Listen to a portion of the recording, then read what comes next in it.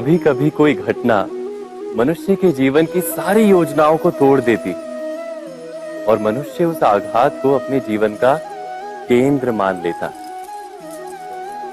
पर क्या भविष्य मनुष्य की योजनाओं के आधार पर निर्मित होते हैं? नहीं। जिस प्रकार किसी ऊंचे पर्वत पर सर्वप्रथम चढ़ने वाला उस पर्वत की तलाई में बैठकर जो योजना बनाता है, क्या वही योजना उसे उस पर्वत की चोटी तक पहुंचाती है? नहीं। वास्तव में वो जैसे जैसे ऊपर चढ़ता है वैसे वैसे उसे नई नई चुनौतियां, नई नई विडंबनाएं, नए नए अवरोध मिलते हैं। प्रत्येक पद पर वो अपने अगले पद का निर्णय करता है। प्रत्येक पद पर उसे अपनी योजनाओं को बदलना पड़ता है। कहीं पुरानी योजना उसे खाई में ना ढकेल दे। वो पर्वत को अपने योग्य नहीं बना पाता, केवल स्वयं को पर्वत के योग्य बना सकता है। क्या जीवन के साथ भी ऐसा ही नहीं? जब मनुष्य जीवन में किसी एक चुनौती को, एक अवरोध को अपने जीवन का केंद्र मान लेता है, अपने जीवन की गति को ही रोक देता है, तो वो अपने जीवन में सफल नहीं बन पाता और ना ही सुख और शांति प्राप्त कर पाता। अर्थात जीवन को अपने योग्य बनाने के बदले स्वयं अपने को जीवन के योग्य बनाना ही सफलता और सुख का एकमात्र मार्ग नहीं? स्वयं विचार कीजिए। भविष्य का दूसरा नाम है संघर्ष। हृदय में आज इच्छा होती है और यदि पूर्ण नहीं हो पाती तो हृदय भविष्य की योजना बनाता है। भविष्य में इच्छा पूर्ण होगी ऐसी कल्पना करता रहता है, किंतु जीवन ना तो भविष्य में है ना अतीत में। जीवन तो इस क्षण का नाम, अर्थात इस क्षण का अनुभव ही जीवन का अनुभव।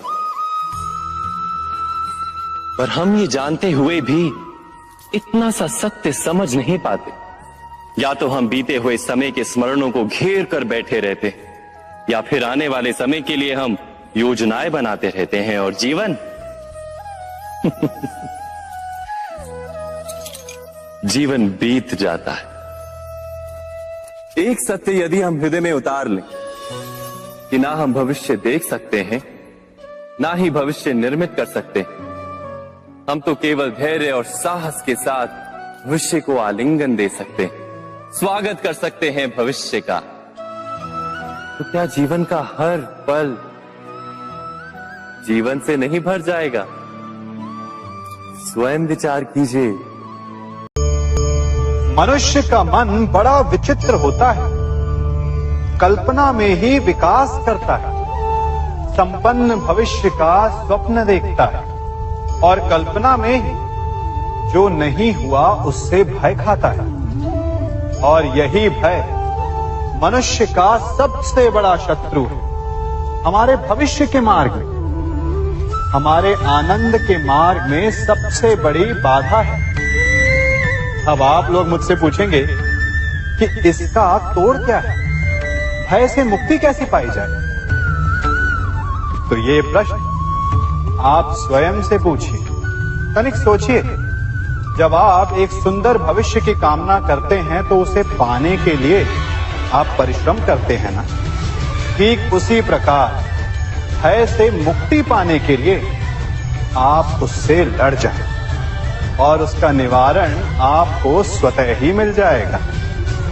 इसलिए जब भी भय आपको सताए तो उससे भागे नहीं, उससे घबराए नहीं, क्योंकि भय का काम ही होता है आपको भयभीत करना। इसलिए जब भी भय आप पर आक्रमण करे तो आप भी उस पर पहले ही आक्रमण कर दें।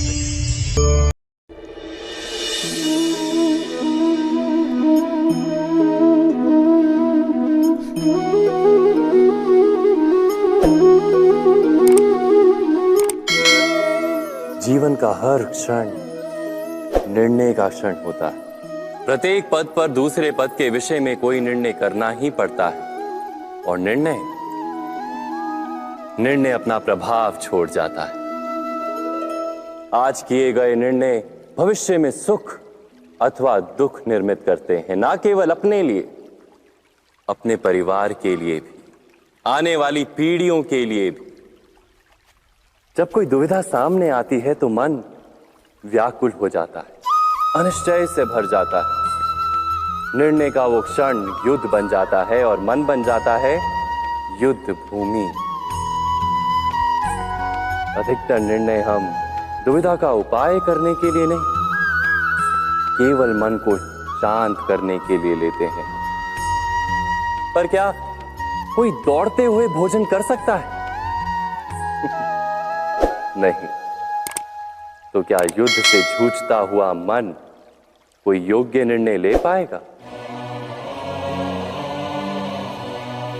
वास्तव में शांत मन से जब कोई निर्णय करता है तो अपने लिए सुखद भविष्य बनाता है, किंतु अपने मन को शांत करने के लिए जब कोई निर्णय करता है तो वो व्यक्ति भविष्य में अपने लिए कांटों भरा वृक्ष लगाता है।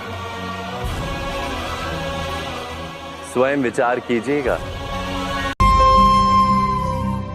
प्रत्येक मनुष्य के जीवन में ऐसा क्षण अवश्य आता है जब सारे स्वप्न, सारी आशाएं, सारे दृश्य ध्वस्त हो जाते हैं, जीवन के सारे आयोजन ही बिखर जाते हैं। एक और धर्म होता है और दूसरी ओर सुख। इसी को धर्म संकट कहते हैं। जब धर्म का वहन ही संकट हो और धर्म का त्याग ही सुख हो।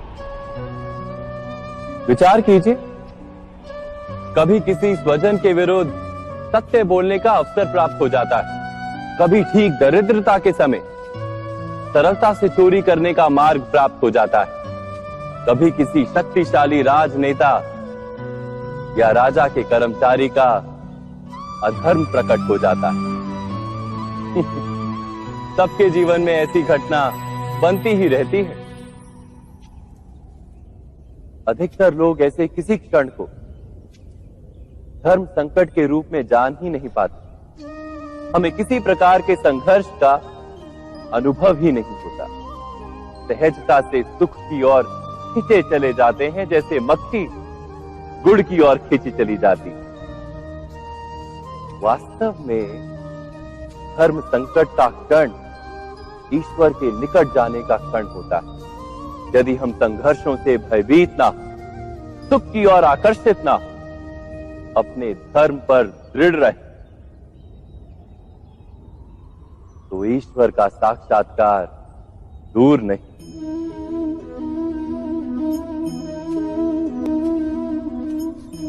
पवन से युद्ध करने वाला पत्ता यदि पेड़ से गिरता है तो भी आकाश की ओर उठता है। पवन से झुकने वाली घास वहीं भूमि पर रह जाती है। अर्थात धर्म संकट से यदि हम संकट को ही टाल दें तो सुख तो मिलता है, जीवन बढ़ता है, किंतु क्या चरित्र नहीं टूटता? क्या आत्मा दरिद्र नहीं हो जाती? क्या ईश्वर से अंतर नहीं हो जाता? स्वयं विचार कीजिए।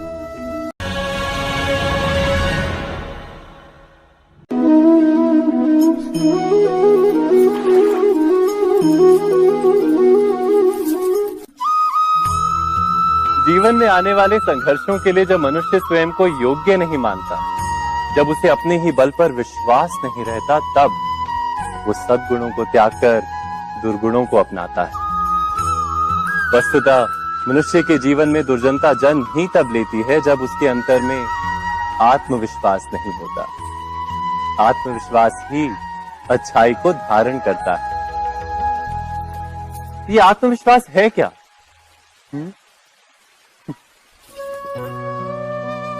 जब मनुष्य ये मानता है कि जीवन का संघर्ष उसे दुर्बल बनाता है, तो उसे अपने ऊपर विश्वास नहीं रहता।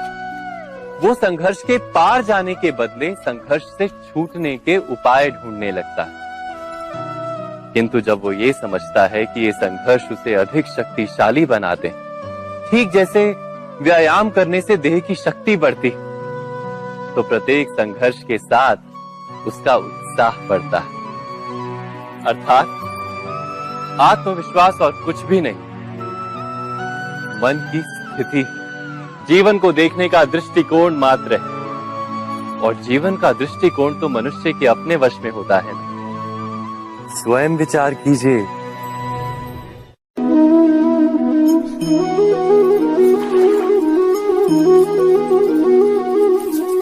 पिता सदा ही अपने संतान के सुख की कामना करते, उनके भविष्य की चिंता करते रहते।